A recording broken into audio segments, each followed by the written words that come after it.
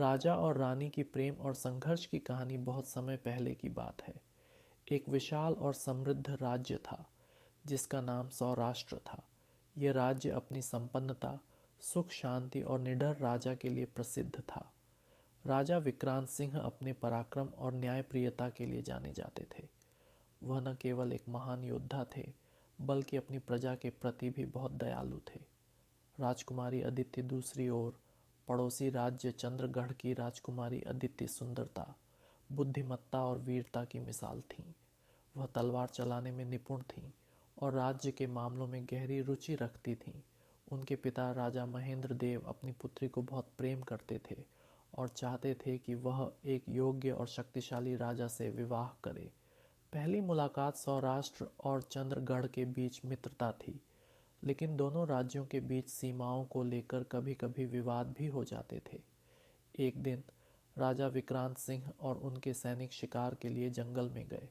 उसी जंगल में राजकुमारी अदिति भी अपने अंगरक्षकों के साथ शिकार के लिए आई हुई थीं। अचानक जंगल में एक भयंकर शेर आ गया जिसने उनके सैनिकों पर हमला कर दिया। अदिति ने अपनी तलवार निकाली और शेर से मुकाबला करने लगी, लेकिन शेर बहुत शक्तिशाली था। तभी राजा विक्रांत सिंह ने अपने तीर से शेर पर वार किया और उसे मार गिराया। अदिति राजा के साहस और तीरंदाजी कौशल से प्रभावित हुई। वहीं राजा विक्रांत भी अदिति की वीरता और निडरता को देखकर मुग्ध हो गए।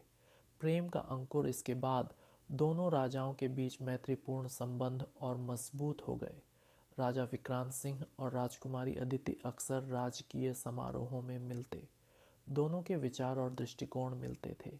धीरे धीरे यह मित्रता प्रेम में बदल गई, लेकिन दोनों राज्यों के कुछ दरबारी इस रिश्ते से खुश नहीं थे। चंद्रगढ़ के प्रधानमंत्री भुवनलाल नहीं चाहते थे कि अदिति का विवाह विक्रांत से हो, क्योंकि उन्हें डर था कि इससे उनका प्रभाव कम हो जाएगा। उधर सौराष्ट्र के सेनापति रणधीर सिंह को भी यह विवाह पसंद नहीं था, क्योंकि वह खुद राज्य का उत्तराधिकारी बनना चाहता था। राजनीतिक षड्यंत्र जब राजा महेंद्र देव को इस प्रेम संबंध की भनक लगी, तो उन्होंने इसका विरोध किया। उन्होंने अदिति से कहा, तुम एक योद्धा हो, लेकिन तुम्हारा विवाह एक ऐसे राजा से होगा जो हमारे राज्य की शक्ति बढ़ा सके। अदिति ने अपने पिता को समझाने की कोशिश की, लेकिन वे नहीं माने। इधर भुवनलाल ने राजा महेंद्र देव के कान भरने शुरू कर दिए और कहा कि विक्रांत सिंह पर भरोसा नहीं किया जा सकता। युद्ध की आंधी भुवनलाल ने राजा महेंद्र देव को उकसाया कि सौराष्ट्र पर आक्रमण किया जाए।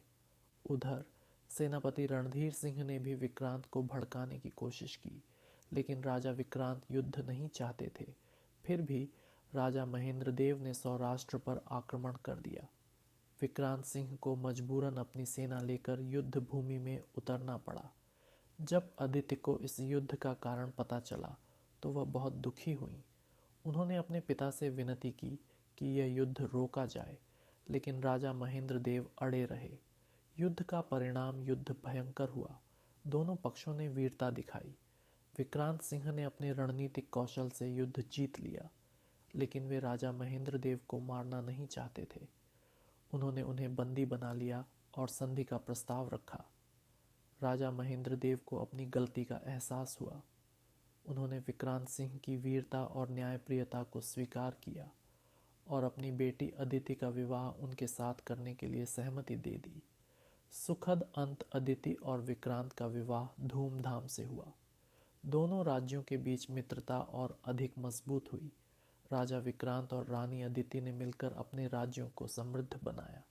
ये कहानी हमें सिखाती है कि प्रेम और समझदारी से हर समस्या का समाधान संभव है। सच्चा प्रेम कभी हारता नहीं, बल्कि वह समय की कसौटी पर खरा उतरता है।